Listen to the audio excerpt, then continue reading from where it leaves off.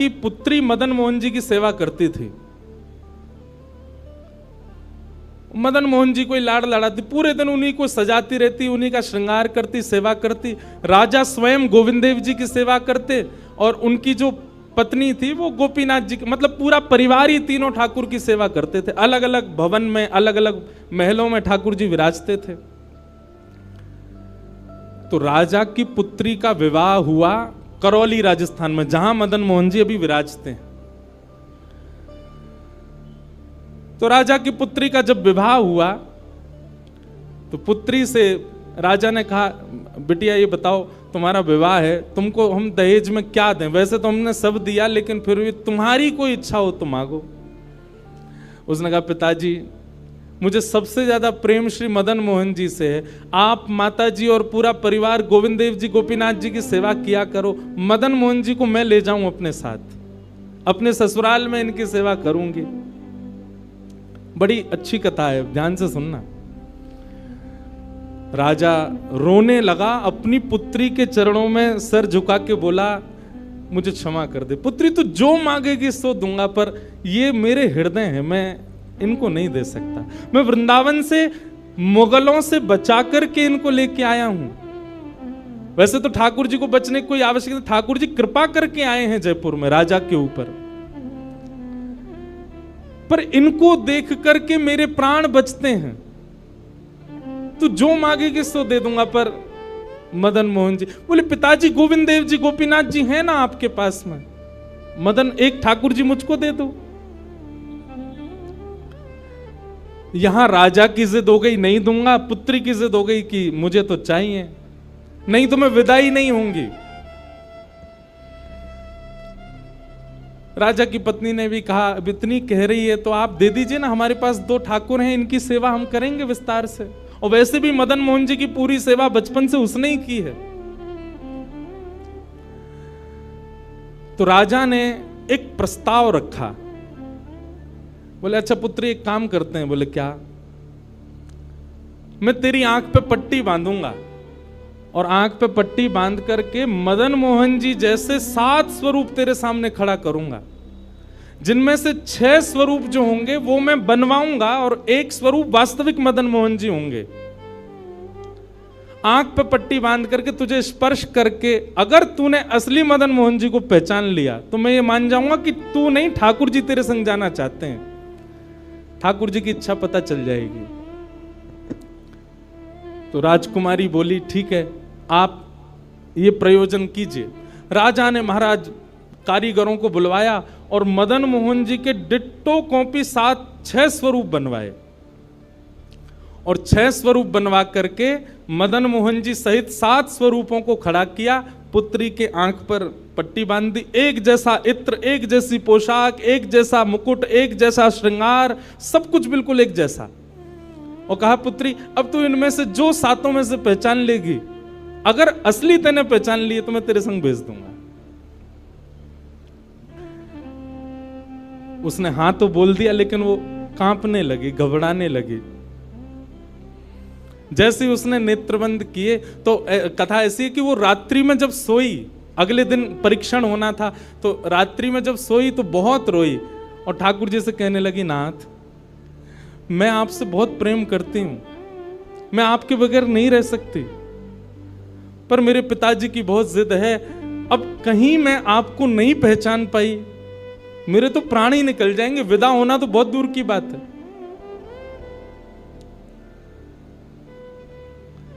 रुदन करते करते करते करते, बंधुओं एक मेरी बात बहुत ध्यान से सुनिएगा, कभी ठाकुर जी के विरह में यदि आपके अश्रु नहीं आए हैं ना, तो अभी आप भक्ति के भाव से बहुत दूर हो। आपको वृंदावन जाना अच्छा लगता है, वृंदावन में घूमना अच्छा लगता है, राधा राधा नाम ध्वनि पर झूमना अच्छा लगता है, कथाएं, प्रवचन, सत्संग बढ़िया लगते हैं। ये सब एक प्रथम सोपान, प्रथम सीढ़ी है, पर प्रमुख सीढ़ी तो भजन मार्ग या भक्ति पथ की विरह है। अगर वो आपके चित्त में कभी ठाकुर जी के लिए नहीं आया है तो अभी आप बहुत पीछे छूटे हुए हो। रात भर रोती रही और रुदन करते करते, नाथ मैं कैसे पहचानूंगी कि आप सत्य कौन से हो? मदन मोहन जी उसके स्वप्न में आ गए और स्वप्न में आकर के बोले, तू चिंता मत करे, तेरो ही मन ना है मोह ले जावे को, मेरो भी मन है रो तेरे संग जावे को। अरे जे सब मेरी सेवा तो करें, पर तेरी जैसी सेवा तो कोई करेगो ना, मेरो भी बड़ो मन है तेरे संग चलवे को। तो उसने कहा, तो नाथ कुछ कृपा तो करो। बोले हाँ मैं एक काम करूंगा। बोले कहा, तू सबरे स्वरूपन को जब स्पर्श करेगी ना, तो असली मदन मोहन जो मैं हूं, तू मेरे हाथन को स्पर्श करियो। तो हाथ कैसे? ऐसे। ठाकुर जी त्रिभंग लली ठाकुर जी हैं। तो ठाकुर जी बोले, तू मेरे हाथन को स्पर्श करियो, तो जितने मेरे अन्य स्वरूप हैं 6, वो तो ऐसे ही रहेंगे, लेकिन जैसे ही तू वास्तविक मेरे सामने आवेगी, सो मैं अपनी इकन्नी उंगली उठा दूंगा, अपनी कोने वाली उंगली उठा दूंगा।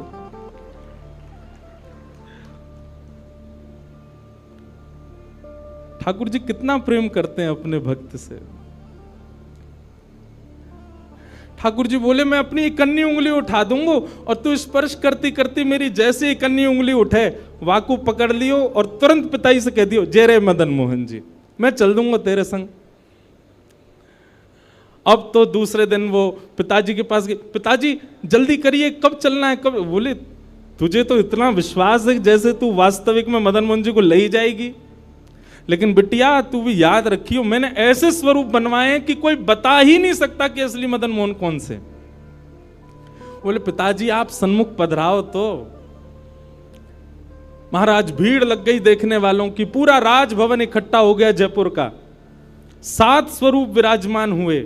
पुत्री के आंख पर अभी विवाह हुआ, उसका विदाई नहीं हुई है, आंख पर पट्टी बांध करके और कहा, जाओ अगर मदन मोहन जी की इच्छा होगी तो तू ढूंढ ले। अब मदन मोहन जी तो पहले ही बता चुके हैं, ऐसे मिलूंगा।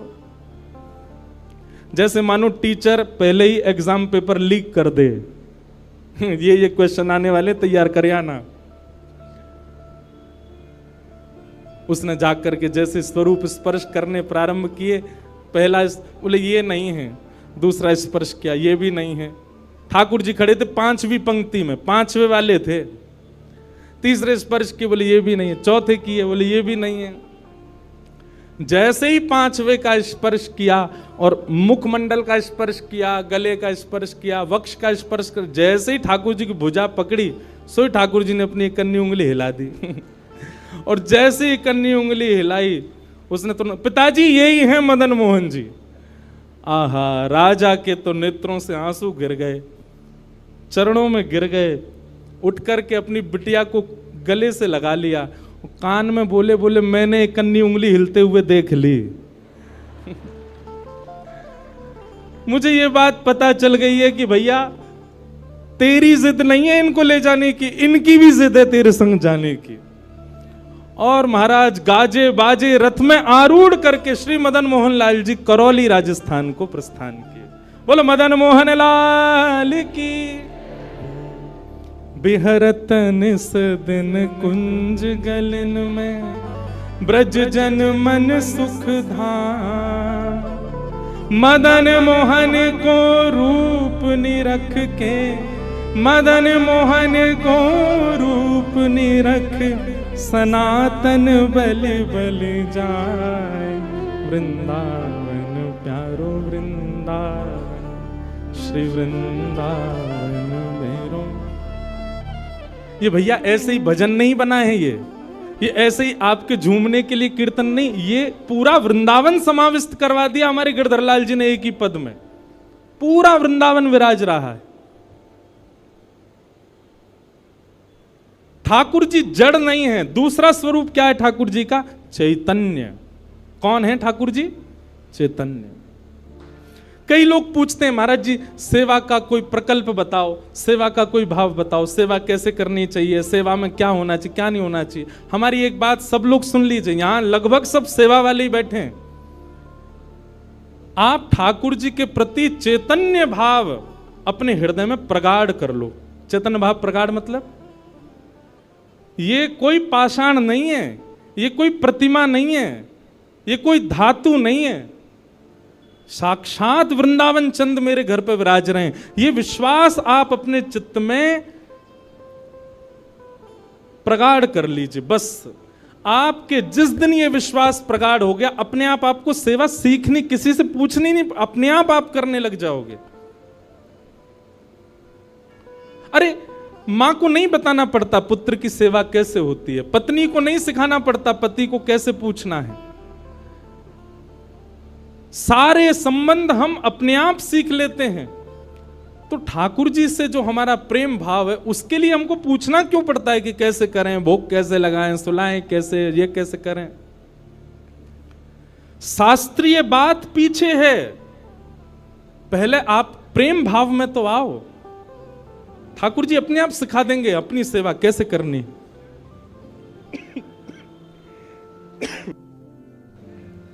प्रेम भाव, उनके प्रति पाषाण की बुद्धि मत रखो, चैतन्य भाव रखो। जैसे आपके चित्त में चैतन्य भाव आया कि ये तो चलते फिरते उठते बैठते सब करते हैं, केवल मेरे सामने ऐसे खड़े हो जाते हैं मूर्तिमंत होकर के, मानो ये ठाकुर जी मुझसे कह रहे हैं कि तू अपनो इतनो प्रेम मुझ को प्रदान कर कि मैं चलन लगूं, मैं फिरन लगूं। सब लोग एक बात याद रखिएगा,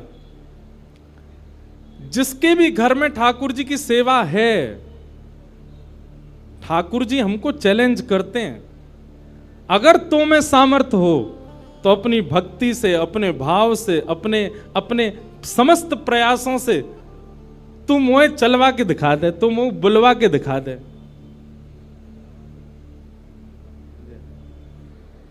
बोलो गंगा मैया की जय।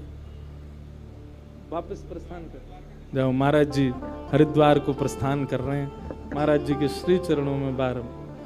हाँ आऊंगा महाराज जी, मैं दिसंबर में आऊंगा जल्दी। बोलो गंगा मैया की जय। मैं क्या कह रहा था, ठाकुर जी हम आप सबको एक चैलेंज देके रखें कि तो में यदि सामर्थ्य हो, मुझे बुलवा के दिखाए दे, मुझे चलवा के दिखाए दे, मुझसे कोई लीला करवा के दिखा दे, मैं तो ऐसे ही बैठा रहूंगा लड्डू गोपाल बने। तेरे प्रेम में सामर्थ्य हो तो तू करवाए ले। जिस दिन ठाकुर जी हमारे घर आ जाते हैं, उसी दिन से हमारी एक चैलेंज हमारे ऊपर आ जाता है, हम में सामर्थ्य हो, ठाकुर जी बोल के दिखा दें, ठाकुर जी कुछ करके दिखाएं। लेकिन हमको भी संतुष्टि है, ऐसे हैं तो ऐसे ही बैठे रहें, हमको लगता है ऐसे ही रहें, इससे ज्यादा कुछ करें नहीं। इसलिए ठाकुर जी को भी लगता है जब इसके चित्त में ही भाव नहीं है तो मैं और लीला क्यों ही करूं। चैतन्य भाव चित्त में लाओ। जैसे एक बालक जन्म लेता है तो मां और पिता प्रतीक्षा करते हैं, अब ये कब बोलेगा, मां कब बोलेगा, पापा कब बोलेगा, ये चलना कब सीखेगा, ये स्कूल कैसे जाएगा, ये बड़ा होकर के जॉब करेगा, बिजनेस आदि आदि सब भाव। ऐसे एक सेवक साधक के चित्त में भी अपने ठाकुर जी के प्रति भावना होनी चाहिए, ये बोलेंगे कब। हम एक बधाई गाते हैं ना नंदोत्सव में, उस बधाई में एक पंक्ति गाते हैं, धन्य घड़ी जब होए यशोदा मैया कह के बोले, नूपुर बांध दो चरणन में घुट मन डोले, नूपुर बांध दो चरणन में घुट मन डोले, पकड़े बाबा की उंगरिया तेरो ललना जुग जुग जीवेरी यशोदा मैया तेरो ललना। स्वामी जी हरिदास जी जब सेवा करते थे ना, तो ठाकुर जी बिहारी जी ऐसे ही नहीं रहते थे जैसे हमको दिख रहे हैं। स्वामी जी जैसे ही कपाट करते थे, सोई बिहारी जी बैठ जाते थे, बंसी वंसी सब नीचे करके हाथ सीधे कर लेते। मैं तो हार गयो पूरे दिन खड़े खड़े, स्वामी जी तुम बार बार पर्दा करते रहे करो। इसीलिए बिहारी जी में बार बार पर्दा आता, क्यों? ठाकुर जी उतनी देर बैठ लेते हैं, क्यों? खड़े खड़े थक गए। बहुत भाव है पर्दा के, पर एक भाव यह भी है। तो स्वामी जी को अनुभव होता है, तो इसका मतलब क्या है? ठाकुर जी लीला करते हैं, पर अब क्यों नहीं कर रहे? हमारे भीतर स्वामी जी जैसा भाव नहीं है। श्री हरिराम व्यास जी के विराज रहे हैं ठाकुर जी, बाबा के ठीक पीछे जुगल किशोर जी। मुंह को तो रूप देख के ही पता चल जाए कौन से ठाकुर जी हैं। जुगल किशोर जी, इनके चरित्र में आता है कि एक बार कोई साधक वंशी दे गया, और वंशी देख करके बोला हरिराम व्यास जी, जुगल किशोर जी को वंशी पधरा देना, नई सोने की वंशी है। तो आपने श्रृंगार करके जैसे ही वंशी ठाकुर जी के हाथ ऐसे ही रहते हैं, तो वंशी पोली उसमें जैसे ही प्रवेश कराई, ठाकुर जी के हाथ का जो छिद्र है वो छोटा पड़ गया, वंशी बड़ी, लेकिन ज्यादा बड़ी नहीं, नेक बड़ी, नेक। तो व्यास जी ने थोड़ा श्रम किया, थोड़ा जोर लगाया कि वंशी कैसे भीतर जाए। तो जैसे ही जोर लगाया, ठाकुर जी का हाथ छिल गया और वहां से रक्त निकलने लगा, श्री जुगल किशोर जी के। हरिराम व्यास जी ने जैसे ही रक्त देखा, मूर्छित होकर गिर पड़े वहीं पर। और जब होश में आए तो अपने पुत्र को सेवा दे दी और कहा, मैंने ठाकुर जी को श्रमित कराया है, अब मैं अपने आप को दंड दूंगा। तो क्या दंड दिया?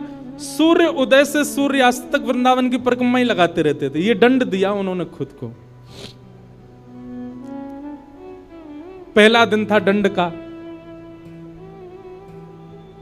एक बात सुनिएगा, इन आचार्यों के चरित्र से ना कुछ कुछ सीखा कीजिए। आपकी सेवा में आपसे कोई अपराध बनता है, आपसे कोई गलती हो जाती है, आपसे कोई दोष बन जाता है, तो उसके लिए आप जाकर के पूछते हैं, हमसे अपराध हो गया, हम क्या करें? पूछिए मत, स्वयं को अपने आप ही दंड उत्सव मना लीजिए। और दंड उत्सव क्या है? तुरंत वृंदावन जाओ, एक परिक्रमा लगाओ, किसी वैष्णव को प्रसाद पवाओ, ब्रजवासी को कुछ दे करके उनको प्रसन्न करके आओ। यही दंड है वैष्णव अपराध का, भगवत अपराध का। तो श्री हरिराम व्यास जी वृंदावन में भ्रमण करते रहे, परिक्रमा लगाते रहे। परिक्रमा करके रात्रि में जैसे ही लौट करके आए, बहुत सावधानी से सुनो,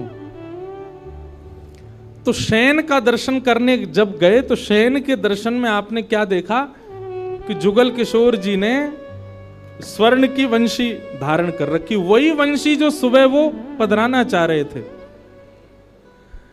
उन्होंने अपने पुत्र को बुलाया, पुत्र को बुला के बोले, ये वंशी सुबह ठाकुर जी के हाथ में नहीं आ रही थी, अभी कैसे धारण हो गई? बोले, पता नहीं पिताजी, आप तो चले गए थे, मैंने वंशी उठा करके धारण कराई, ठाकुर जी ने धारण कर ली। हरिराम व्यास जी ने जैसे ही वंशी निकाल करके देखी, तो क्या पाया? ठाकुर जी ने अपना हाथ ही बड़ा कर लिया वंशी धारण करने के लिए, उनके लिए। अब ताली से काम नहीं चले, हमारे ठाकुर जी करते हैं ऐसे? क्यों नहीं करते? और हम संतुष्ट क्यों हो जाते हैं? जैसी सेवा है उससे हमको प्रसन्नता क्यों हो जाती है? नहीं। ये इस बात का प्रमाण है कि कहीं ना कहीं हमारी भक्ति में, हमारे भाव में, हमारे प्रेम में अभी वो स्तर नहीं आया कि ठाकुर जी उसको स्वीकार कर लें। इसलिए भैया, सबसे पहली बात भक्ति में, सेवा में सबसे पहला प्रकार, ठाकुर जी को आप चैतन्य मानो। वो जड़ नहीं है, वो पीतल के नहीं है, वो अष्टधातु के नहीं है, वो मार्बल के नहीं है, वो साक्षात ठाकुर जी हैं, वो साक्षात चैतन्य है। उनके प्रति चैतन्य बुद्धि आपने धारण कर ली, अपने आप ठाकुर जी अपने आप लीलाएं कराना प्रारंभ कर देंगे। मुझको राधा रमण कर दो वैसा, मुझको राधा, नित्य की प्रार्थना होनी चाहिए ठाकुर जी से। रटू में तेरा नाम यूं आठों याम, रटू में तेरा यूं आठों याम, रटू में तेरा नाम यूं आठों याम,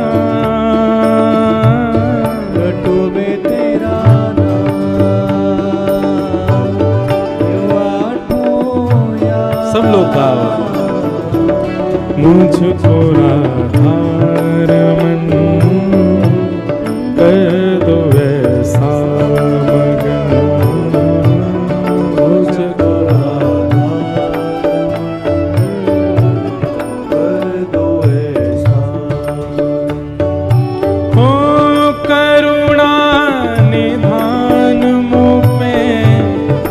कृपा कर रीजिए, करुणा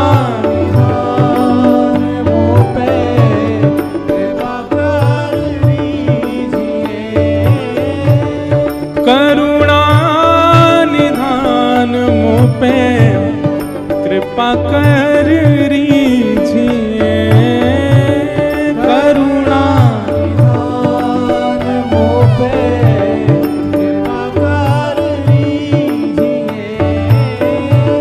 ब्रज में बसा के मोहे सेवा सुख दीजिए, ब्रज में बसा के मोहे सेवा सुख दीजिए, ओ ब्रज में बसा के मोहे सेवा सुख दीजिए, ब्रज में बसा के मोहे सेवा सुख दीजिए, और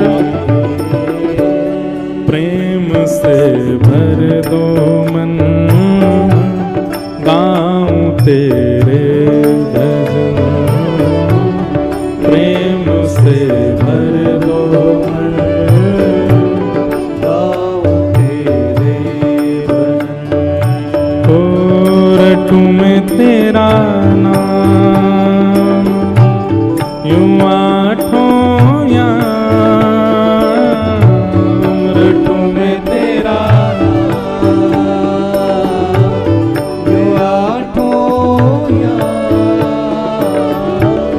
मुझको राधा रमन कर दो ऐसा मगन, मुझको राधा रमन कर दो ऐसा। श्री राधा रमण लाल की, करताल बजा के गाओ।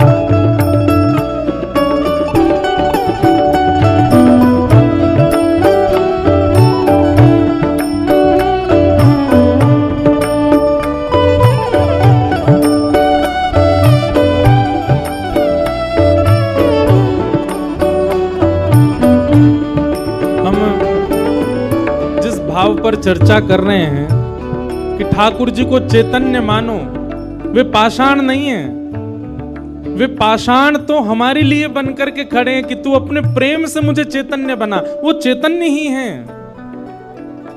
और उसी भाव की पूर्ति इस पद के दूसरे भाव में, दूसरे अंतरे में होती है। भाव से गाओ सब लोग। भाव भरे भूषणों से आपको सजाऊं मैं, भाव भरे भूषणों से आपको सजाऊं मैं, भाव भरे भूषणों से आपको सजाऊं मैं, भाव भरे भूषणों से आपको सजाऊं मैं, और नित नव भोज निज हाथों से पवाऊं मैं,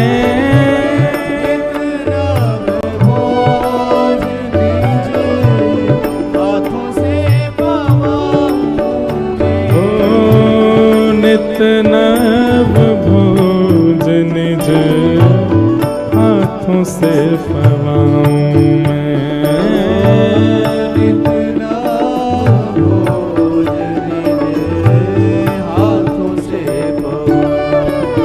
भैया हम सबके लाल जी पूरे दिन खड़े रहे और कोई के लड्डू गोपाल हैं तो पूरे दिन बैठे रहे, उनके पावन में दर्द ना होता होगा, ऐसी भावना हमारे चित्त में नहीं आती कभी। नित्य की सेवा में एक काम किया कीजिए, रोज रात्रि अपने ठाकुर जी के चरण जरूर दबाया कीजिए। सिंथेटिक नहीं पर असली वाला इत्र मंगाइए, थोड़ा महंगा आएगा, मंगवाओ ठाकुर जी की सेवा के लिए, और चरणों में इत्र लगा करके और फिर बड़े धीमे धीमे उंगलियों से। अच्छा, एक बात और है, हमारे पुष्टि मार्ग के आचार्य कहते हैं ठाकुर जी की सेवा में अंगूठा का प्रयोग नहीं होना चाहिए। क्यों? कहीं भी जोर लगाना होता है, हम अंगूठा का ही प्रयोग करते हैं। और ठाकुर जी की सेवा में अगर आप अंगूठा लगाते हो, ठाकुर जी को पीड़ा होती होगी, लग जाती होगी, इसलिए उंगलियों से सेवा का ही निधान होना चाहिए। कहीं उठा करके भी रखें तो अंगूठा से ठाकुर जी को बड़े आराम से स्पर्श करना चाहिए। शास्त्र हमारे आचार्य तो ऐसा कहते हैं कि अगर आपने अंगूठा का प्रयोग किया भी है तो श्रृंगार के बाद ठाकुर जी का एक अलग से भोग लगाओ। किस बात का? श्रम भोग। ठाकुर जी आपको दर्द हो गया होगा, हमने अंगूठा से दबाया आपको, इसलिए मंदिरों में श्रम भोग आता है। बेचारो बहुत हमारो ठाकुर वृंदावन को बड़ो हल्को सो, नेक में हार जाए, नेक जोर से सर दबाए दो, हाथ दबाए दो, पांव दबाए, थक जाए इतने में तो श्रम भोग लाओ। नित्य रात्रि में ठाकुर जी को शयन से पहले चरणों में इत्र जरूर सेवा किया करो। श्रृंगार कोई कर जाए, भोग कोई बनावे, पर रात्रि शयन तो सेवक को स्वयं कराने चाहिए।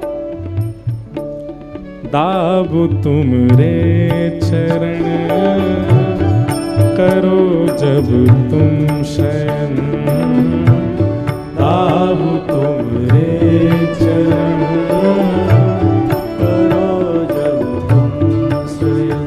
ओ दाबु तुमरे चरण करो जब तुम शयन, दाबु तुमरे चरण करो जब तुम शयन। ओ रटू में तेरा नाम यूं आठों याम, रटू में तेरा नाम ये आठों याम। रटू में तेरा नाम यूं आठों याम, रटू में तेरा नाम ये भाव से मुझको राधार कर दो ऐसा, मुझको आधार कर दो ऐसा। ओ मुझको राधार कर दो ऐसा, मुझको आधार कर दो ऐसा। ओ जय जय राधा रमण प्यारो राधा रमण, ओ मेरो राधा रमण प्यारो राधा रमण, ओ जय जय राधा रमण प्यारो राधा रमण,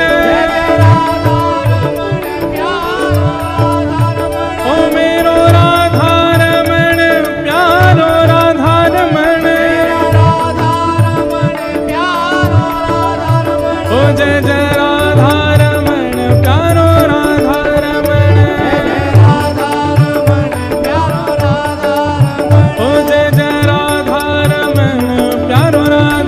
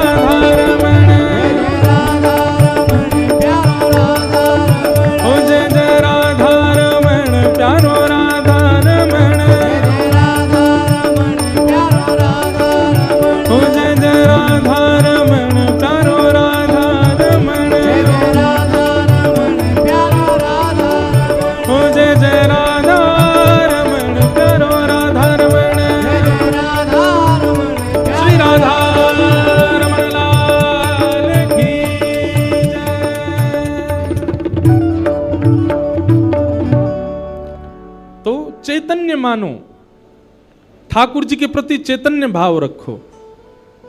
और एक काम और किया कीजिए शयन में, ठाकुर जी की चरण सेवा तो करनी है, और संग ही संग क्या करोगे, जैसे यशोदा मैया लाल जी को कोई कहानी सुनाती है, ऐसे ही आप कथा सुन के जाते हैं, या यूट्यूब पर भी सुनते हैं, कहीं भी सुनते, कोई चरित्र सुनते हैं आप, लीला, वो लीला ठाकुर जी को सुनाया करो।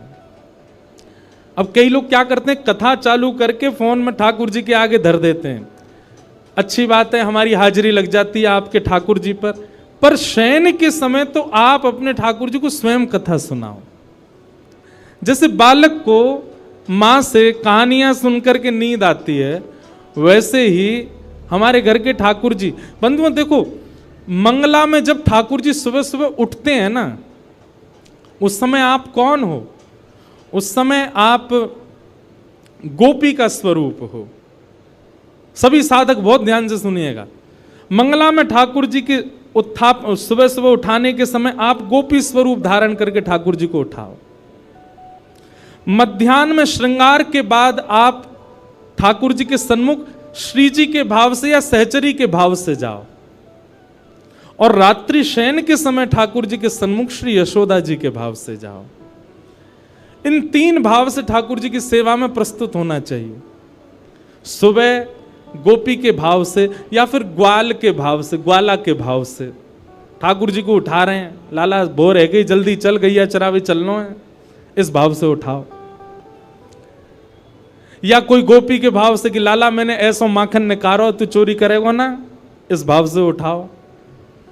मध्याह्न के समय कोई ब्रज की गोपी या फिर कोई सहचरी ललिता विशाखा या श्री जी के भाव से ठाकुर जी को रूप दर्शन करके, श्रृंगार दर्शन करके बार बार बलैया लो। एक प्रियतमा के भाव से ठाकुर जी का दर्शन करो, और रात्रि शयन के समय यशोदा के भाव से ठाकुर जी को सुलाओ। ठाकुर जी को कोई कथा सुनाओ, लीला सुनाओ, पद सुनाओ, और चरण सेवा करो। चैतन्य। और ठाकुर जी का तीसरा स्वरूप क्या है? आनंद। तो सत परमात्मा, सत राधा रमन लाल, सत वृंदावन चंद को यदि आपने चैतन्य मान लिया, 3 रूप बताए ना, सच्चिदानंद, तो सत परमात्मा को यदि आपने चैतन्य मान लिया, तो सत परमात्मा ही चैतन्य बन के आपको आनंद प्रदान करने लगे, वही आनंद देगा। अभी हमारी सेवा में हमको सुख मिलता है, अभी हमारी सेवा में हमको संतुष्टि होती है, पर जिस दिन आनंद आने लगेगा संतुष्टि नहीं मिलेगी, आपको लगेगा कोई कमी रह गई, अभी और कुछ करना है ठाकुर जी की सेवा में, और ये भाव प्रस्तुत करने। तो सच्चिदानंद रूपाय, भगवान के 3 रूप हैं। सच्चिदानंद, विश्वोत्पत्त्यादि हेतवे, भगवान के काम क्या है?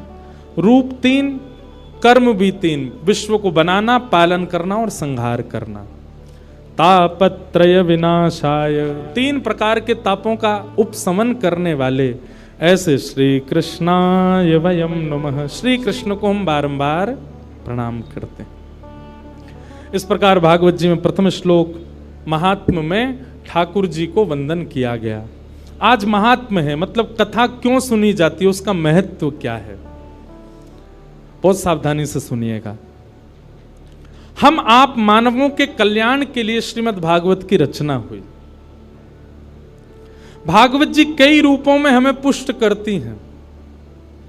उन्हीं भावों को बताते हुए आगे के सत्र में बताते हैं, आगे के प्रसंग में बताते हैं कि एक बार नारद जी महाराज भ्रमण करते करते बद्रीनाथ गए, और बद्रीनाथ में उनको भगवान का प्रथम अवतार मिला। भगवान के प्रथम अवतार कौन है बताओ?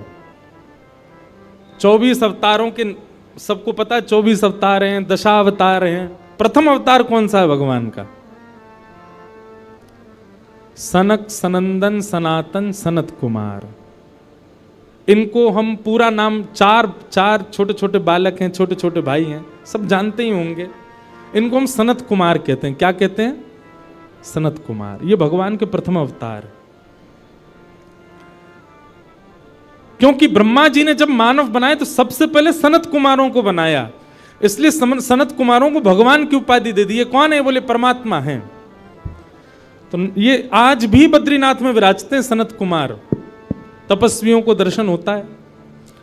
तो नारद जी महाराज बद्रीनाथ गए और बद्रीनाथ में सनत कुमारों ने जैसे नारद जी को देखा तो नारद जी का मुख देख करके सनत कुमार बोले कि आप बड़े दुखी लग रहे हो, बड़े पीड़ा में लग रहे हो, क्या बात है? तब नारद जी ने अपना कष्ट बताया। अहम तुम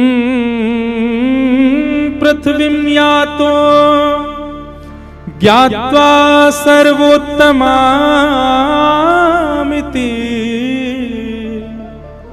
पुष्करं च प्रयागं च काशी गोदावरी तथा। नारद जी महाराज बोले, हे सनत कुमार, मैं देवलोक से पृथ्वी पर आया ये जानकर के कि पृथ्वी तो बहुत अच्छी है। बहुत सावधानी से सुनना। जैसे जो लोग विदेश जाते रहते हैं ना, वो विदेश ना जाने वालों के आगे विदेश का ही गुण गाते रहते हैं। अमेरिका ऐसा है, लंदन ऐसा है, ऑस्ट्रेलिया ऐसा है, विदेश का ही यश सुनाते रहते हैं। पर हमने एक चीज अनुभव करके देखी, और भी कोई विदेश जाने वाला हो उसने भी किया होगा, जितना उसका बखान किया जाता है वहां पहुंच करके उसका 0.1% भी नहीं होता, वैसा बिल्कुल भी नहीं होता। लेकिन वृंदावन के लिए उल्टा है। वृंदावन का आप जितना बखान सुनोगे, जितनी महिमा सुनोगे, जितनी प्रशंसा सुनोगे, पहुंच करके उससे 100 गुना ज्यादा है। वृंदावन का विपरीत है।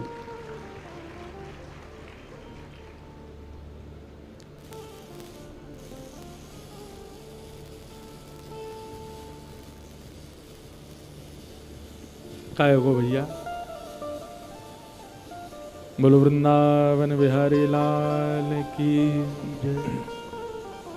हम एक बात कहते हैं, इधर देखो, कथा में लाइट जावे, चिर्र मिर्र होती रहे, कभी कोई आते आते गिर जाए, माइक बंद हो जाए, तो यही समझना चाहिए ठाकुर जी घूम रहे हैं पंडाल में।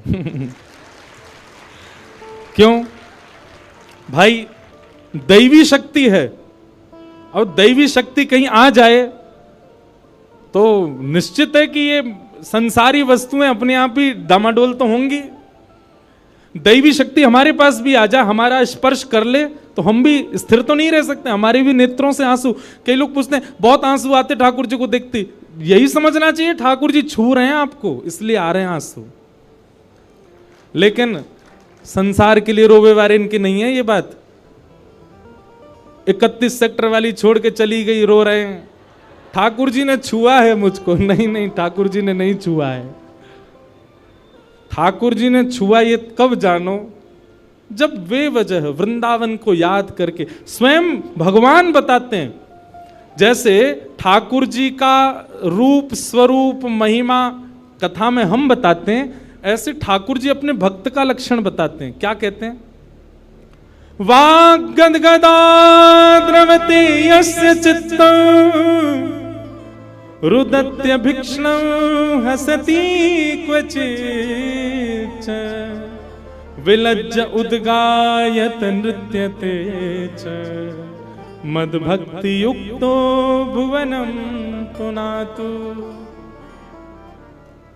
ठाकुर जी कहते हैं, बोले बैठे बैठे मेरी कथा सुनते सुनते जिसका कंठ भर आता हो, मेरे भक्त के लक्षण क्या है भगवान बता रहे हैं। मेरी कथा सुनते सुनते जिसका गला भर आता हो, नेत्रों से अविरल अश्रुधार गिरने लग जाती हो, और अश्रुधार गिरते गिरते गला भरे भरे तभी मेरी कोई मधुर लीला सुन के रुदन करते करते हंसने लग जाता हो, और वही लीला सुनते सुनते चरम स्थिति में आकर के भुजा उठा करके उन्माद नृत्य करता हो, कभी हंसने लग जाए कभी रोने लग जाए, भुजा उठा करके बिना चिंता किए कौन क्या कहेगा मेरे संकीर्तन में नृत्य करने लग जाए, भगवान कहते हैं मद भक्ति युक्तो, वो मेरा भक्त है, जिसके नेत्र से बिना किसी कारण के बस मेरी याद में अश्रु आ जाते हों, वो मेरा भक्त है। तो ठाकुर जी स्पर्श करेंगे तो निश्चित है कि अश्रु आने हैं, तो भगवान का आगमन होता है तो ही ऐसा होता है पंडाल में। तो हम क्या बता रहे थे कि जिस प्रकार आप विदेश की बहुत प्रशंसा सुनते हैं, पर जब आप वहां जाएंगे तो आपको अनुभव होगा कि जो सुना था वैसा कुछ भी नहीं है, बिल्कुल विपरीत है। ठीक वैसे ही देवलोक में पृथ्वी की बहुत महिमा गाई जाती है। ये देवता आपस में बैठे बैठे हम आप सबकी बड़ी महिमा गाते हैं, बोले इंसान कितने भाग्यशाली, इनको दर्शन करने के लिए बद्रीनाथ, केदारनाथ, वृंदावन, श्रीनाथ द्वारा दक्षिण में चले जाओ, तिरुपति बालाजी, वैष्णो देवी उत्तर भारत में, अमरनाथ, कितने सारे दर्शन के स्थान हैं। ये जब जहां चाहें जा सकते हैं, जब चाहें कथा सुन सकते हैं, जब चाहें अपने गुरुदेव के स्थान पर जा सकते हैं। इनके लिए कितने सौभाग्य की बात है, क्योंकि देवता सब जगह नहीं जा सकते, देवताओं के लिए प्रतिबंध है सब जगह जाना। नारद जी महाराज ने सोचा इतनी पृथ्वी की महिमाएं तो मैं देख के तो आऊं पृथ्वी है कैसी। लेकिन नारद जी कहते हैं मैं पृथ्वी पर आया और पृथ्वी आकर के मैं सब जगह घूमा, पर जैसा मैंने सुना था वैसा मुझे कुछ नहीं मिला।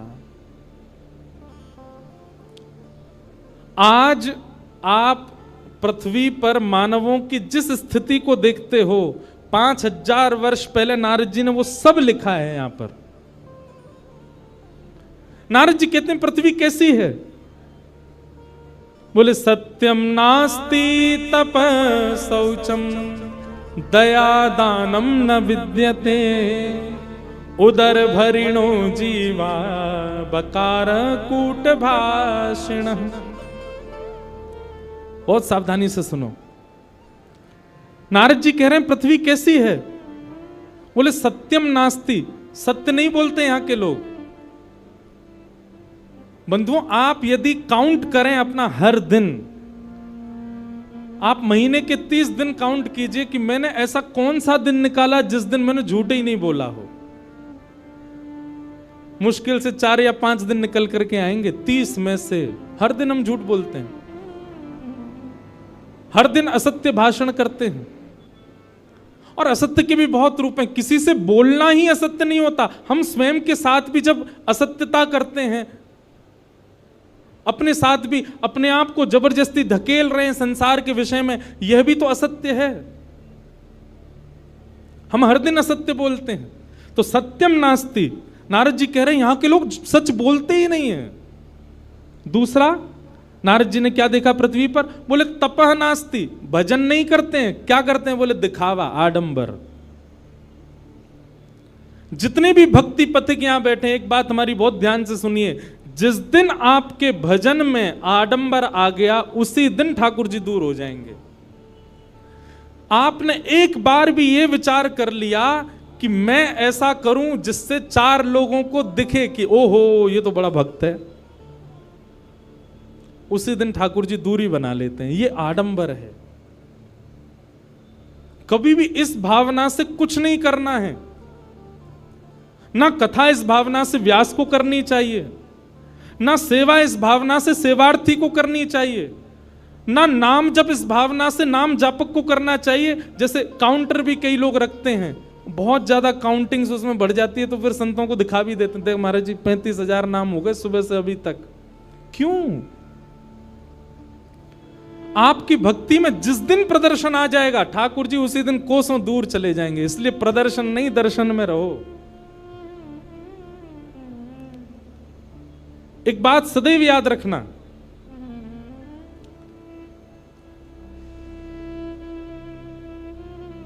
धन और विद्या जितनी बांटोगे उतनी बढ़ेगी,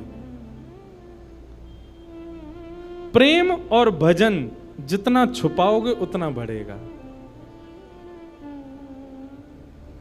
विद्या का यदि आपने विस्तारीकरण नहीं किया, बांटा नहीं, तो विद्या आपकी खराब हो जाएगी। ऐसे धन, बहुत धन हो जाए और आप उसको जमा करते जाओ, कहीं दो मत, तो धन भी खराब हो जाएगा। कैसे खराब होगा? आपके परिवार की मति बिगाड़ देगा, वो गलत जगह पर उसको खर्च करने लग जाएंगे। प्रेम और भजन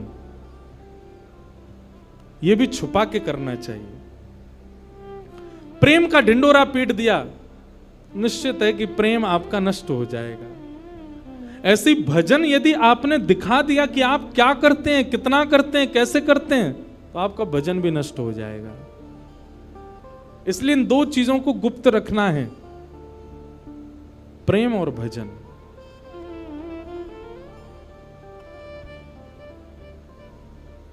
नारद जी महाराज कहते हैं सत्य नहीं बोलते संसार के लोग, तप नहीं करते। बोले भजन तो गोपनीय रूप से होता है, यहां तो दिखावा करते हैं लोग। तपह नास्ति, शौचम नास्ति, बोले पवित्रता केवल दिखावे की है। नहा लेते हैं 2 बार दिन में, लेकिन पवित्र नहीं है। हम लोग स्वच्छ तो रहते हैं, हम लोग सुंदर तो रहते हैं, पर पवित्रता नहीं है। पवित्रता बाह्य नहीं होती, भीतर की होती है। पवित्र नहीं है। तपह नास्ति, शौचम नास्ति, तपह नास्ति, और क्या कह रहे हैं? बोले दया नास्ति, दया भी नहीं है हम लोगों के अंदर। दया के नाम पर भी हम केवल दिखावा करते हैं। और फिर क्या कह रहे हैं? बोले दानम नास्ति, दान भी नहीं करना जानते हम। एक बात हमारी सुनिएगा, दान का स्वरूप शास्त्रों में बताया गया कि अगर आपने किसी को कुछ दिया और देने के बाद में अगर आपने किसी से जाकर के कहा ये तो मैंने दिया था, उसी समय आपका दान का पुण्य खत्म हो जाता है। किसी को प्रदान करने के बाद आप गा नहीं सकते कि ये मैंने दिया था। और दान का मतलब धन देना ही नहीं होता, दान का मतलब वस्त्र देना ही नहीं होता, दान का मतलब असहाय को उसकी जरूरतमंद वस्तु देना ही नहीं होता। दान के रूप में बहुत कुछ आता है। कई बार ऐसा देखा गया कि किसी व्यक्ति की सहायता से कोई व्यक्ति बहुत श्रेष्ठ बन गया। अब वो श्रेष्ठ बन गया तो वो नीचे खड़ा खड़ा सबको बोलता है मैंने ही तो बनाया इसको, मेरे ही भजन से, मेरे ही बल से, मेरे ही, मुझसे पैसे मांग के ले गया था, आज देखो इतना बड़ा आदमी बन गया।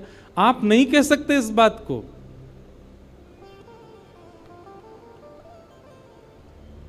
आपसे वस्तु जैसे ही किसी के पास जाती है, अगर वो दान का स्वरूप है तो आप उसको अपना कभी नहीं बता सकते। आपने जिस दिन उसको अपना बताया उसी दिन आपका पुण्य नष्ट हो जाता है, क्षीण हो जाता है। तो दानम नास्ति, हमारा तो काम ही है कि जब तक फोटोग्राफर नहीं हो तब तक दान ही नहीं करते। जब तक कहीं बता ना दें, सोशल मीडिया अपडेट ना कर दें, तब तक दान नहीं होता। थोड़ा गोपनीय रखो अपने आप को। दानम नास्ति। और फिर क्या कह रहे हैं? बोले केवल एक ही चीज के लिए हम सब लोग भाग रहे हैं। बोले क्या? उदर भरिणो जीवा, हमारा एक ही उद्देश्य है। बोले क्या? ऐसा कुछ करना है जिससे हमको भोजन मिल सके। उदर भरने की शिक्षा ही हम पा रहे हैं, उदर भरने के लिए ही मेहनत कर रहे हैं, उदर भरने के लिए पूरा दुनिया भाग रही है।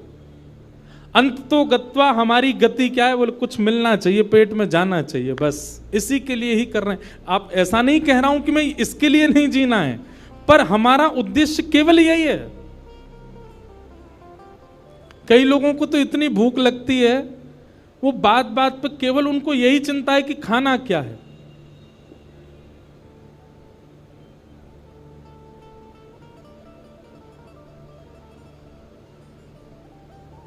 उदर भरिणो जीवा, नारद जी कह रहे हैं पृथ्वी के लोग ऐसे हैं। कैसे हैं? बोले उदर भरिणो जीवा। और फिर कैसे? बोले बरा का कूट भाषण, केवल दिखावे में अच्छा बोलते हैं, अंदर से सामने वाले का बुरा ही चाह रहे हैं।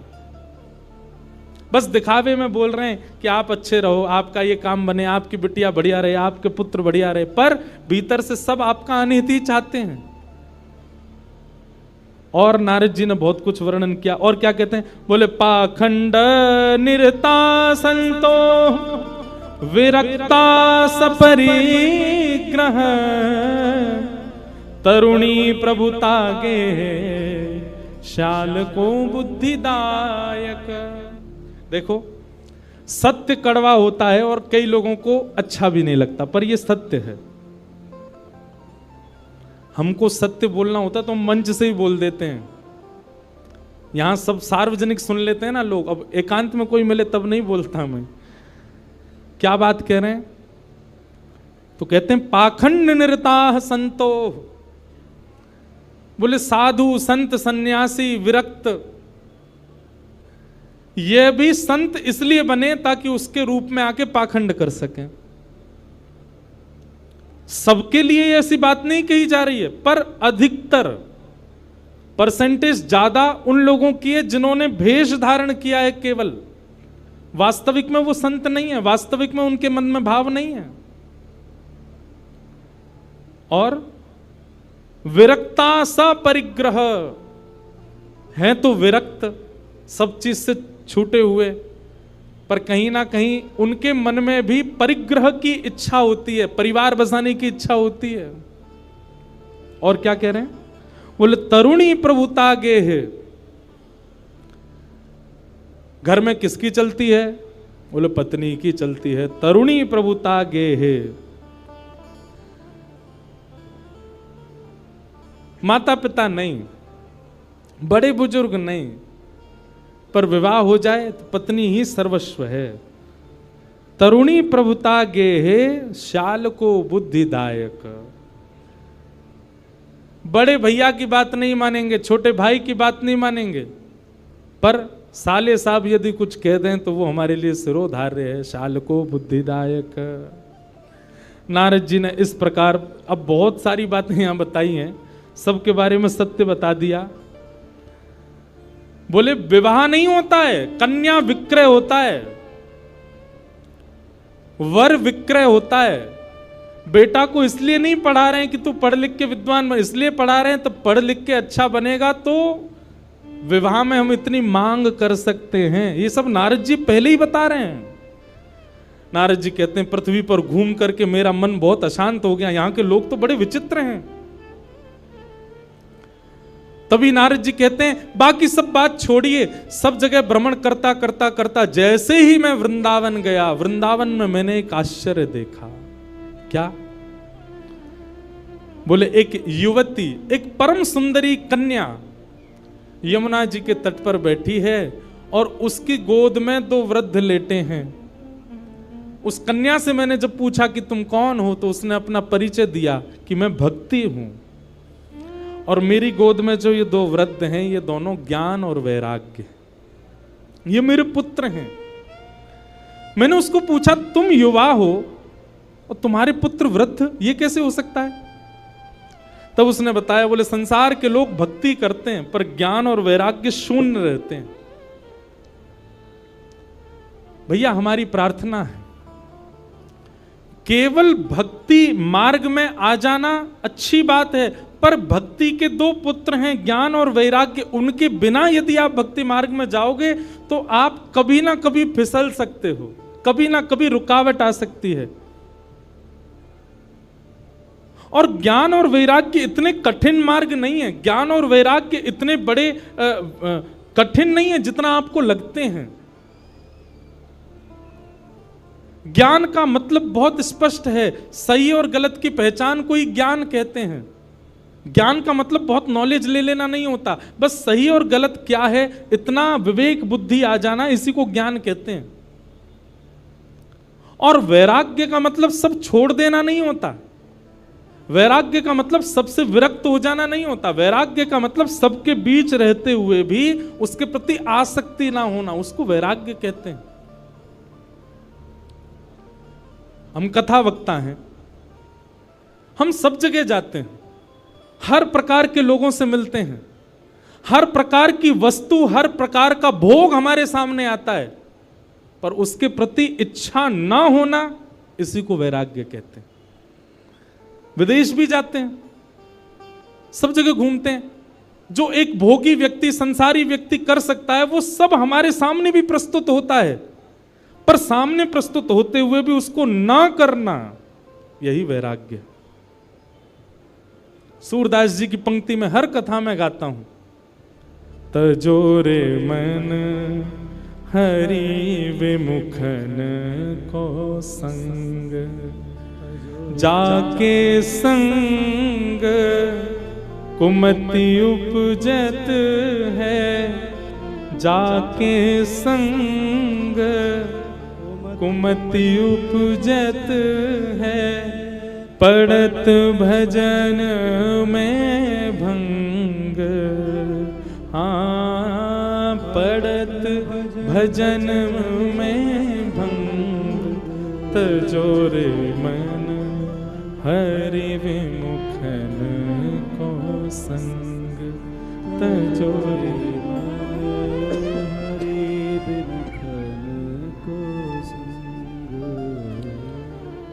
उन सब भावों का, उन सब वस्तुओं का त्याग करना है जिनसे ठाकुर जी की भक्ति कम होती है। प्याज और लहसुन खाना पाप नहीं है, आपको नरक नहीं जाना पड़ेगा उसके बदले, पर अगर आपके चित्त में प्रेम भक्ति है और आप इन तामसी वस्तुओं का यदि बहुत सेवन करते हैं तो प्रेम लक्षणा भक्ति कम हो जाएगी। आपके मन में त्याग की स्थिति है, आप बहुत जल्दी डिटैच हो जाते हैं चीजों से, लेकिन आप तामसी वस्तुओं का सेवन करते हैं तो आपके डिटैचमेंट की जो स्थिति है वो नष्ट होती चली जाएगी। साधक स्थिति, भक्त स्थिति हमारी कम होती है इन सब वस्तुओं के सेवन, इसलिए उसको मना किया गया। वो सब भाव वर्ज्य बताए गए हैं भक्ति मार्ग में जिनसे ठाकुर जी की प्रेम लक्षणा भक्ति कम होती हो। इसलिए उन्हीं भावों में हम पैंट पहन के क्यों नहीं करते कथा, हम टी शर्ट पहन के क्यों नहीं आते कथा में, बगलबंदी क्यों पहनते हैं, धोती ही क्यों पहनते हैं, ठाकुर जी की प्रसादी बनाने वाले को भी हम यही क्यों कह रहे हैं कि धोती पहन के बनाओ, हम आप लोगों से भी क्यों निवेदन कर रहे हैं कि कम से कम तिलक लगाओ, कंठी माला गले में धारण करो। ये वैष्णव वेश धारण करने से भी आपका संग सुधरता है, आपका मन सुधरता है, आपकी भावना शुद्ध होती है, तामसिकता से आप बचते हो, इसलिए बहुत जरूरी है ये सब। तो वैराग्य का मतलब सब छोड़ देना नहीं होता, वैराग्य का मतलब सबके बीच रहते हुए भी उसके प्रति आसक्ति ना होना, इसको वैराग्य कहते हैं। ये भक्ति के दो पुत्र हैं, ज्ञान और वैराग्य। जब तक ये चित्त में नहीं आएंगे भक्ति महारानी प्रसन्न नहीं रह सकती, इसलिए इन दोनों को चित्त में धारण करो। नारद जी महाराज ने देखा कि ज्ञान और वैराग्य दोनों वृद्ध हो गए, तो नारद जी महाराज ने प्रयास किया कि ज्ञान और वैराग्य को युवा कैसे किया जाए। संतों से पूछा लेकिन कोई भी इसका प्रमाणित उत्तर नहीं दे पाए। तब नारद जी महाराज आज सनत कुमारों से पूछते हैं कि भक्ति के पुत्र ज्ञान और वैराग्य युवा कैसे होंगे, कृपा करके मुझे बताओ। बहुत सावधानी से सुनना, भक्ति हम सबके चित्त में है पर ज्ञान वैराग्य पुत्र नहीं है हमारे पास। भक्ति के पुत्र वो कैसे आएंगे, उसी का उपाय यहां पर सनत कुमार बता रहे हैं। और सनत कुमार कहते हैं ज्ञान वैराग्य की पुष्टता के लिए, ज्ञान वैराग्य के लिए, युवावस्था के लिए क्या करना है। सत्कर्म सूचको नूनम ज्ञान यज्ञ स्मृतो बुधई श्रीमद्भागवतालाप सतु गीत सुखादि। बोले भक्ति के सहित ज्ञान और वैराग्य को यदि चित्त में युवान करना है तो भागवत की कथा सुनो। श्रीमद् भागवत की सप्ताह कथा को ध्यान पूर्वक एक एक शब्द को श्रवण करो। सप्ताह पूर्ण होते क्या होगा, आपके चित्त में भक्ति के पुत्र ज्ञान और वैराग्य दोनों युवा हो जाएंगे, विवेक बुद्धि जागृत हो जाएगी, सही गलत में पहचान अपने आप प्रकट हो जाएगी, अपने आप डिटैच होना शुरू कर दोगे। देखिए डिटैचमेंट का मतलब केवल किसी वस्तु व्यंजन व्यक्ति से दूर हो जाना नहीं होता। डिटैचमेंट का मतलब और क्या होता है, विरक्ति का मतलब और क्या होता है? आपके घर में कुछ ऐसी वारदात हो गई, भगवान ना करे कुछ हो, ऐसा कुछ हो गया जिसके कारण आप बहुत विचलित हो गए। विचलित आप कब होगे, परेशान आप कब होगे? जब आपके चित्त में विरक्ति नहीं होगी। लेकिन कथा आपको ऐसा बना देगी कि फिर चाहे जीवन में जो हो जाए, आपकी लाइफ के साथ चाहे जो कुछ हो जाए, आप उससे टूट नहीं सकते, आप उससे परेशान नहीं हो पाओगे। व्यक्ति टूट जाता है, गिर जाता है, बिखर जाता है और फिर कोसता है ठाकुर जी को, मेरे साथ ये क्या हो गया। ये वही व्यक्ति करता है जो आध्यात्मिक नहीं है। लेकिन आध्यात्मिक व्यक्ति कभी टूटता नहीं, कभी बिखरता नहीं, कभी परेशान नहीं होता। वो अपनी जीवन में आने वाली परिस्थितियों से जूझना सीख जाता है और ये भागवती सिखाती है उसको।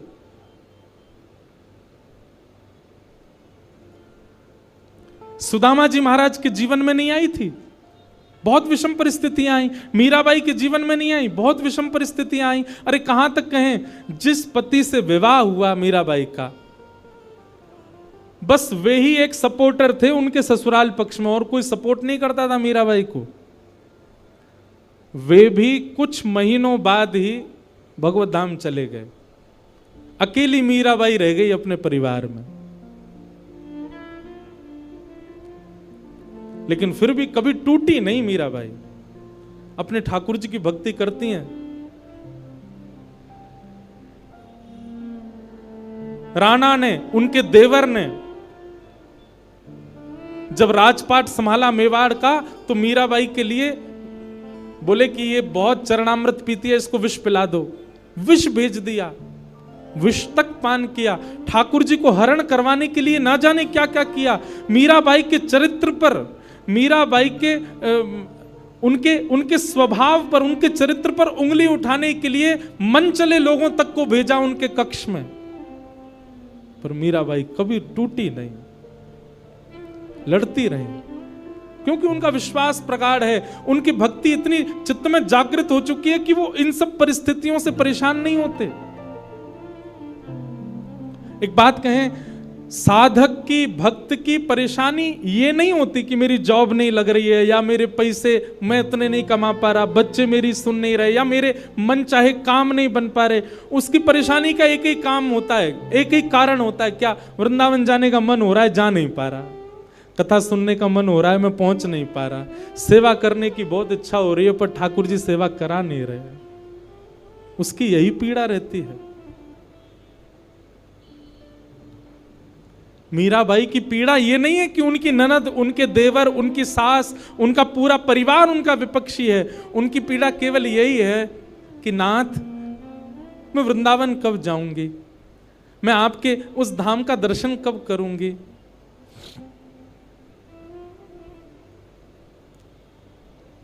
कथा आपको ऐसा बना देती है कि फिर संसारी आने वाली पीड़ाएं आपको अनुभव नहीं होती हैं। आपकी पीड़ा का कारण केवल ठाकुर जी हो जाते हैं कि ठाकुर जी क्यों नहीं मिल रहे हैं। पीड़ा केवल ये है।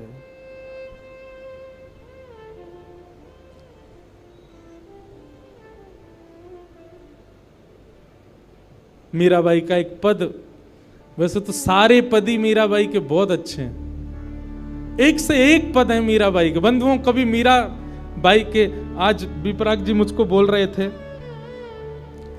कि महाराज जी अगले वर्ष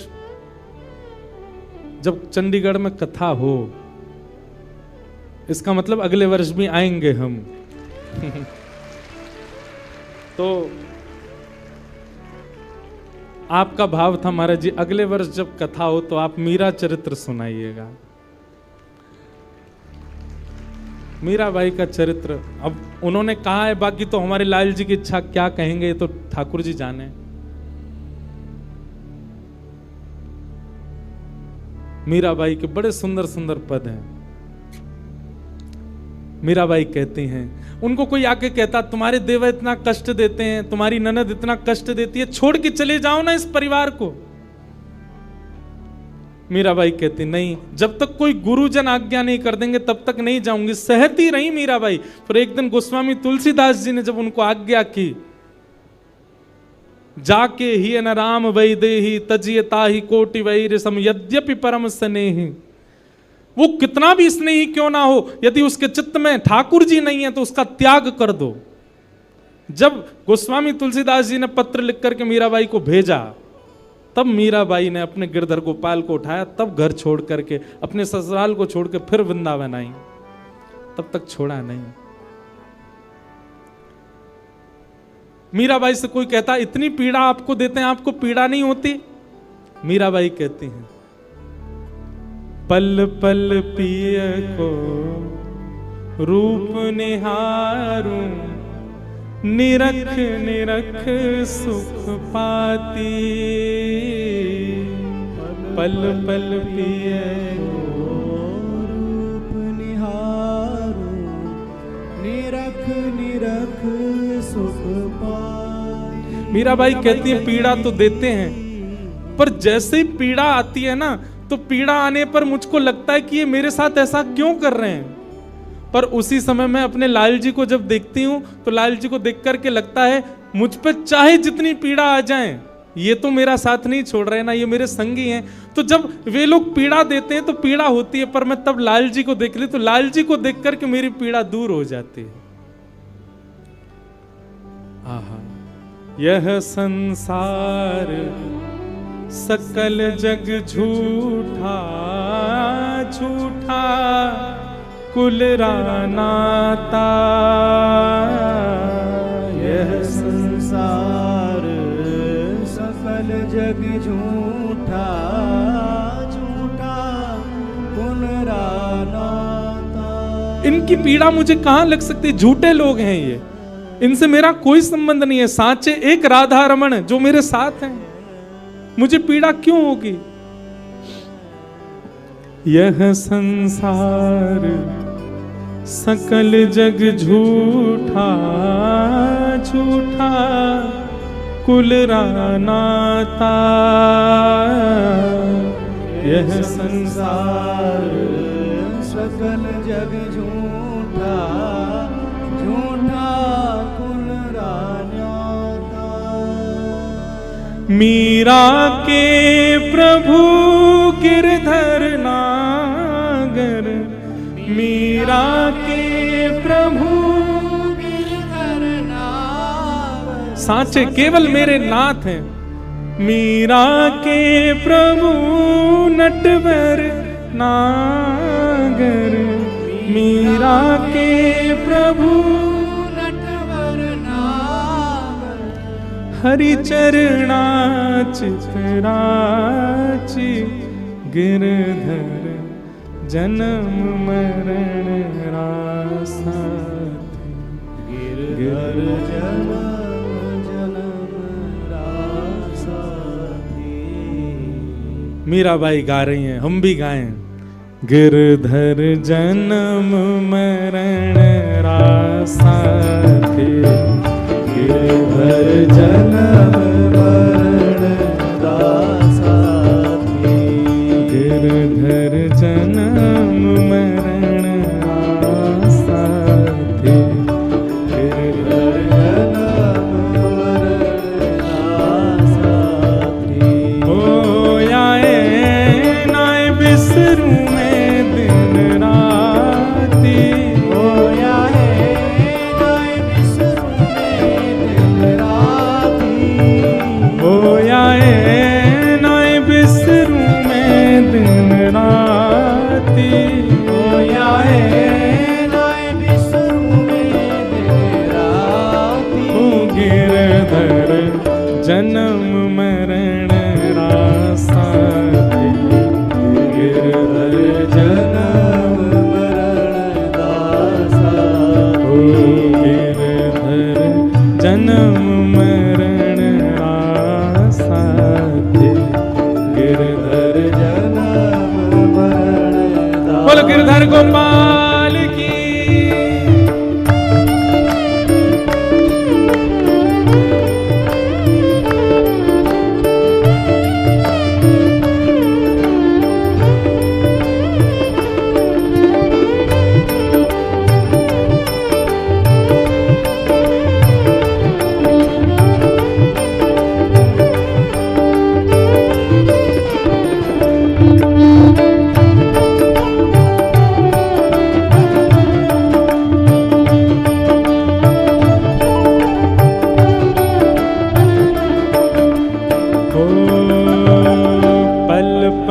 पिय को रूप निहारूं, निरख निरख सुख पाती।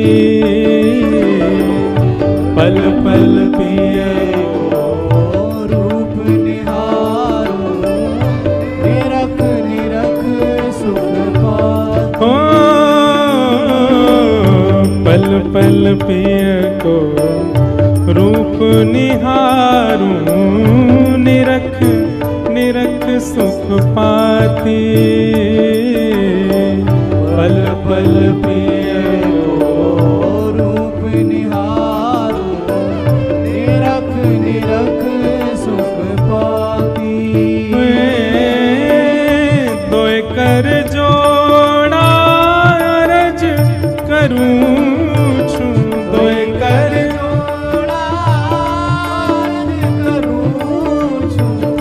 दोय कर जोड़ा रज करूं छूं, दोय कर जोड़ा रज करूं छूं। सुन ली जो मारी बाती। गिरधर जन्म मरण रासा थे, गिरधर जन्म मरण रासा।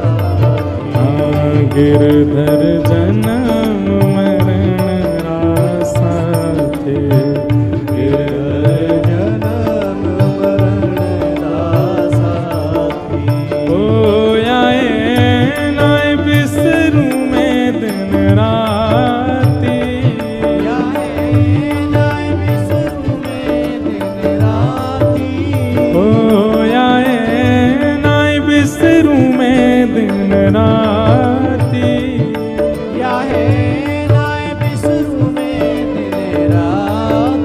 गिरधर जन्म मरण रासा थे, गिरधर जन्म मरण रासा। करताल बजा के गाओ, बोल वृंदावन बिहारी लाल की।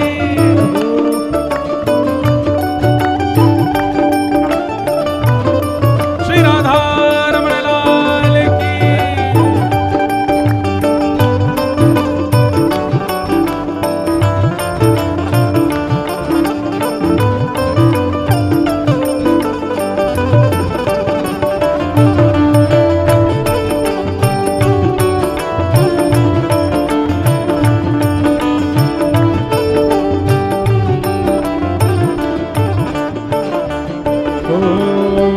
संसार सकल जग झूठा, झूठा कुल नाता। यह संसार सकल जग झूठा, झूठा कुल राना। यह संसार सकल जग झूठा, झूठा कुल नाता। यह संसार सकल जग झूठा, झूठा कुल। तो साचा कौन है? मीरा के प्रभु गिरधर नागर, मीरा के प्रभु गिरधर नागर। मीरा के प्रभु नटवर नागर। मीरा के नटवर नागर। ओ हरि चरणा चितराची। गिरधर जन्म मरण रासा थे, गिरधर जन्म मरण रासा थी। गिरधर जन्म मरण रासा थे।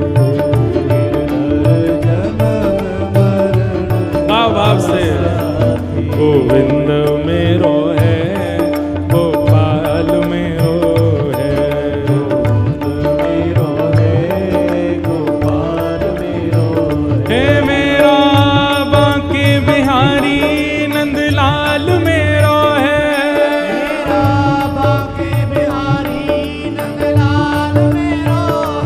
राधा रमण बिहारी गोपाल मेरो है।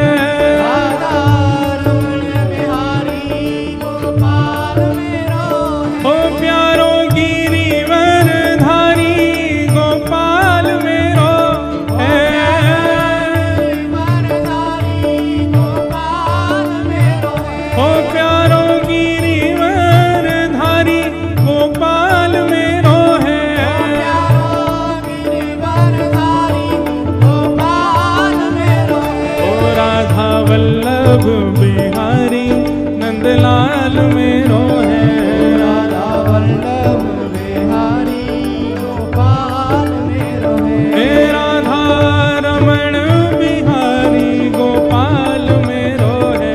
राधा रमण बिहारी गाओ गोपाल बुझा उठा के हे गोविंद मेरो है गोपाल मेरो है। गोविंद मेरो है गोपाल मेरो है। हाँ गोविंद मेरो है गोपाल मेरो है। गोविंद मेरो है गोपाल मेरो है। ओ प्यारो कुंज बिहारी नंदलाल मेरो है। कुंज बिहारी नंदलाल मेरो है। हे राधा मोहन बिहारी नंदलाल मेरो है। राधा मोहन बिहारी नंदलाल मेरो है। हे राधा वल्लभ बिहारी गोपाल मेरो है। राधा वल्लभ बिहारी गोपाल मेरो है। ओ राधा रमण बिहारी नंदलाल मेरो है। राधा रमण बिहारी नंदलाल मेरो है। हे गोविंद मेरो है गोपाल मेरो है।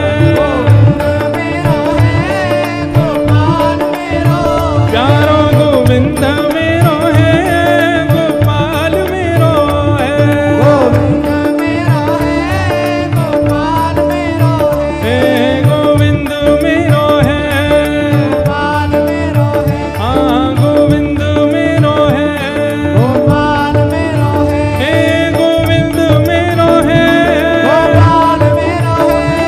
गोविंद मेरो है। गोपाल मेरो है। हे गोविंद मेरो है। गोपाल मेरो है। हाँ गोविंद मेरो है। गोपाल मेरो है। हाँ गोविंद मेरो है। गोपाल मेरो है। हे गोविंद मेरो है। गोपाल मेरो है। हे गोविंद मेरो है। गोपाल मेरो है। हे गोविंद मेरो है। गोपाल मेरो है। हे गोविंद मेरो है। गोपाल मेरो है। हे गोविंद मेरो है। गोपाल मेरो है। हाँ गोविंद मेरो है। गोपाल मेरो है। हाँ गोविंद मेरो है। गोपाल मेरो है। हे गोविंद मेरो है। गोपाल मेरो है। हे गोविंद मेरो है। गोपाल मेरो है। हे गोविंद मेरो है। गोपाल मेरो है। हाँ गोविंद मेरो है। गोपाल मेरो है। हे गोविंद मेरो है। गोपाल मेरो है। हाँ गोविंद मेरो है। गोपाल मेरो है। जय जय श्री राम। जय जय श्री राम। जय जय श्री राम।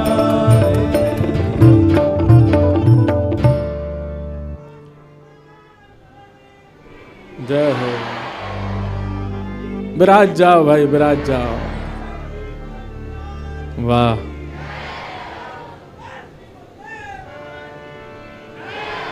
विराज जाओ लालाओं विराज जाओ। ऐसी भक्ति एक में जगती वही दिखी पहले दिना। अंतिम दिन तक ये हाल है जाए महाराज सवरे यूं ही बोलते रहो। चंडीगढ़ के गली गली में एक ही नारा क्या बोले वृंदावन बिहारी लाल की। वाह। तो यह संसार सकल जग झूठा झूठा कुल नाता। यह संसार सकल जग झूठा झूठा कुल रान्याता। मीरा के प्रभु गिरधर नागर, मीरा के प्रभु गिरधर नागर।